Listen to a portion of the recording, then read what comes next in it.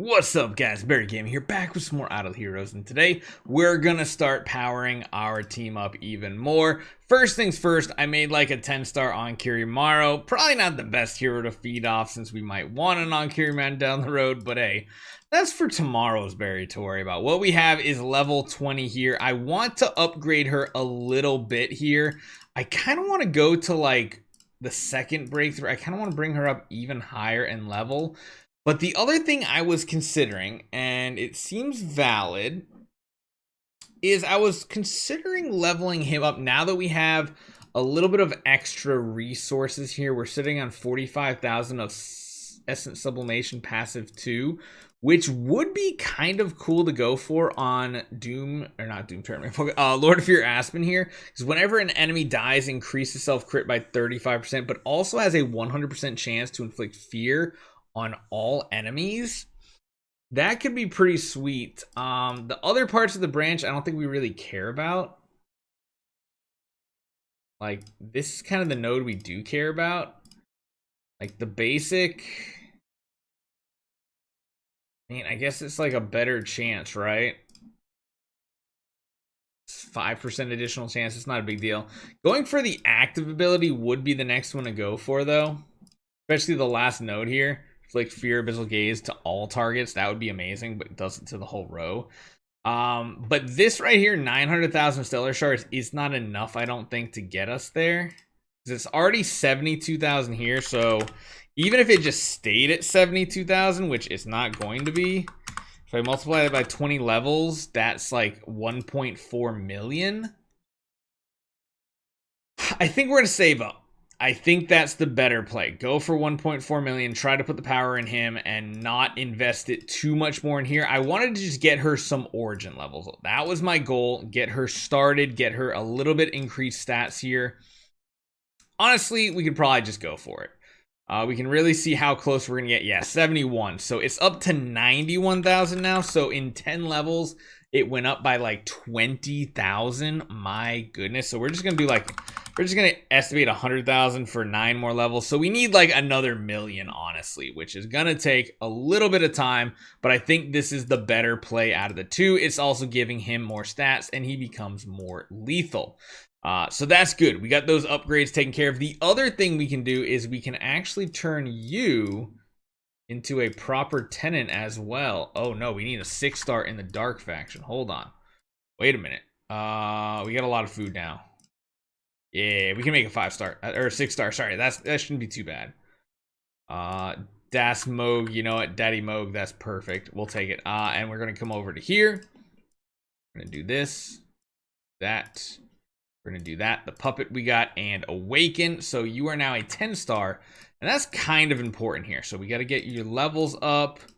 I don't think we had a better copy or anything. I think we're just gonna stick with. Well, I mean, I guess there is a better copy. Ugh. It sucks wasting those gems. I should have just built him smarter. It is what it is. We're going to equip some gear. Split gear, I guess, is probably going to be the best option. And we're going to grab a couple demon bells out of our bag, I think, because we'll eventually be building more of them up. We need 1, 2, 3. I mean, we could just get 4 more out of the bag. 1, 2, 3, 4. And that would mean we'd have like 3 splendid. I think that's honestly what I'm going to do. I feel like they're just so good for like tenant uses right now. Although like going for like flags, man, I don't know what to do. That's a little confusing because we could go for like some flags, but flags don't do a lot on this account. We don't have reliable shielding. We go for another. No, I think we're just gonna keep building up more deep. 1, 2, 3, 4, 5, 6, 7. So yeah, that still would not be even 3 of them. So, I hope I don't regret this. We're gonna do 1, 2, 3, 4 of them, and those are just gonna be additional stats. We don't have any other chests, right? No.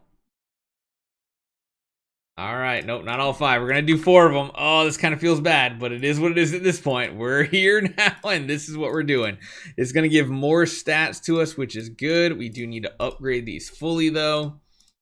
But we do have a ton of artifact fodder just sitting around, waiting to be turned into splendid resources, right?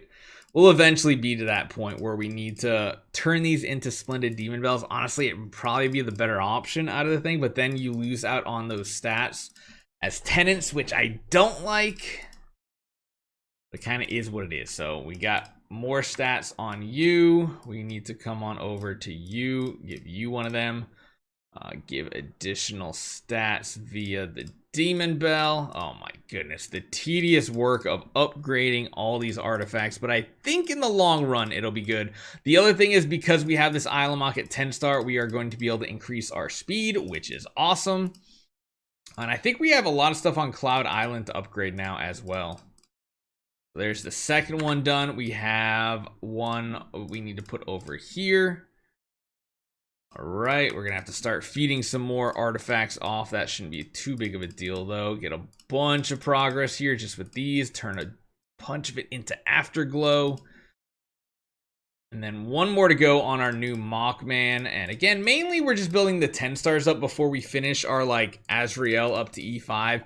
Because we're going for just having the tenant slots filled. I think that's like one of the best things for us right now. And then lastly, you right here. We'll just leave the split gear set up. We do need to upgrade the stone to maximum. And we need to re-roll it to get something like attack oriented. Fully attack is not horrible for now. It's not going to be a huge boost either way, but just getting the right stuff on them is nice to see. Last of the greens are good. Whew. All right, let's finish this out. And now we basically have 3 splendid demon bells, which I think will pay off potentially if we use them in Dark Sea Land. But we're gonna leave that for another time for right now. You're all geared out, your level is up, and what we have to do is go into Phantom to Firelanda's tenant location and slap him in. There we go. Oh, actually we have a lot more resources now. We could invest more here. I'm cool with that. Just giving her some more stats as well. That's pretty good. And then this one will also, of course, give some upgrades. I think like level 15 to 20 should be pretty good for now. But we do need that Arania. The Arania is the last slot we need to kind of populate here. We're not really going to do the auras any more than that. So we could work on building Arania up to 10 star. Again, just so you guys know, the reason why we're chucking the 10 stars in here is that this copy right here is literally giving 10 additional speed. It might not sound like a lot, but it's additional stats that I think is worthwhile, and I'm hoping helps us clear Sealand. So we've done some upgrades. Let's just jump in and see if any progress can be made at this point. I don't know if we can, but we'll sure as hell give it the good college try. We'll give it that good college try. We're gonna go to the Phoenix. Let's see what happens. Sadly, we weren't able to build a core or anything like that, but we can see if this actually becomes a positive for us. I think we might have had him in the front row previously because we are running an A and B. I will say Phantom to Firelana feels a lot tankier after investing in her. Maybe bringing her to Origin 2 might have been the better play. Because good lord, is she so much tankier than previously. In the back row, she'd probably be even tankier. And she's got tons of dodging right there that just saved her booty. Plus, of course, we're now hitting 3 targets with our active on our Star Swordsman Mockman, which is a huge help, at least in the early rounds. And then this one here. I mean, maybe going back to his offensive form now is better. Because now, like I said, he has so much more damage than he previously did. And he's not going back into his offensive form either. So let's try that. I think we can afford to run him with that now. Let's see how that works out. It might just be so much more damage in round 1. Because you see we got those 2 targets here that we're going to hit with the active. And then we get the third one because of that additional Omen Rift from our third passive. That was the big payoff. We need to get to another active though and see if we can really crush the enemy while keeping them CC'd. Oh, he's slow though. My goodness, is he slow. I think if that, let's just try him with speed enables, see if it's enough speed to just get him faster than the enemy. Because if that works, that would be perfect. If all this progression is going to be paying off, I know it will. So there you go. We're hitting 3 targets. Man, they are still so tanky. Maybe running him in the front row is the better option with the AMB though. We have the entire enemy team feared. I love to see it. Okay, we're gonna get to an active next round, which is really good. Another big burst of damage. Almost taking them out. I honestly, the AMB felt so much better. It's just that we went to the wrong mode in the later rounds. We want the later rounds to be in the offensive stance. Got another active coming here. We're hitting a lot, but again, these enemies are just so much more tanky than the previous versions of them. We have lost our front row tankiness. I don't know if we can do this. We got to keep him locked down with a carry Aspen combo, and I don't think we're going to convert back to our offensive mode, so I don't know if we have the damage for this. Oh no! Counterattack! Counterattack, come on! Yes! Yes! Wait, what? What? Did they still have ghosts? That was a tease. I thought we did it. Man, what the heck? What the heck, man? That's so stupid. All right, so let's try it a little bit different then. Let's do this instead. Let's switch you two out positioning wise and see if maybe him being in his ascending form in the early rounds, and then when he gets to the later rounds with the Phoenix debuff or with the Phoenix buff, we can go more offensive into our descending form. Plus, of course, him being in the front row probably protects Elena a bit more. And he gets to do a lot of these attacks. This could keep our team extremely safe, actually. My goodness, they're barely hitting the back row.